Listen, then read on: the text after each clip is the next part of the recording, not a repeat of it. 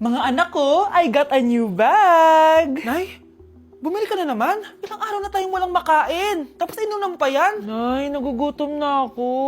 Kayong dalawa, wala kayong karapatang magreklamo ha? Anak lang naman kayo ng tatay niyo sa una niyang asawa. Tatawag ko kay tatay. Akin na yung cellphone mo.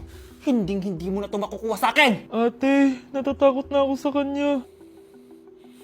O ito, kumain ka na. Ate, ganito na lang ba talaga buhay natin? Hindi. Hahanap ako ng paraan para makausap si tatay. Love, padala ka naman ng 50,000, oh. Magbabayad kasi ako ng tuition ng mga anak mo. Tapos, ang dami pa nilang pinapabili. Tay, hindi totoo yan! Sinungaling siya!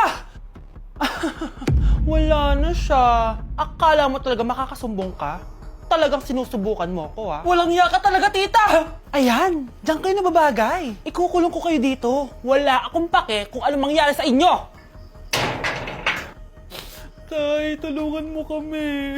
Ate, mamamatay na ba tayo dito? Tiwala lang, Kyle. Kakayanin natin to. Kyle? Ang taas ng lagnat mo. Tita, tulong! Dali natin sa hospital si Kyle! Ang ingay naman ng mga yun. May bago na naman akong bag! Kyle! Delivery po! Salamat naman, dumating na yung bago ko cellphone. Oh, ano pa ginagawa mo dyan? Binayaran ko na to sa online. Tama nga sila. Inuubos mo lahat ng pera ko sa mga luho mo. Ha? Ramon? Umuwi ka? Kukulong ko kayo dito. Wala akong pake kung ano mangyari sa inyo. Grabe ng pinagagawa ng babaeng to. Ginagawang hayop ang mga bata. Ramon, kailangan mo nang umuwi dito. Walang iya talaga yung si Rosa! Lumayas ka na dito, ha? Ayaw ko makita yung pagmumukha mo. Tsaka lahat ng mga pinambibili mo, bayaran mo to sa akin. Tapos na ang maliligayang araw mo. Scarlett? Scarlett? Tay! Kyle! Okay na si Kyle. Buti na lang, agad niya siya nadala dito.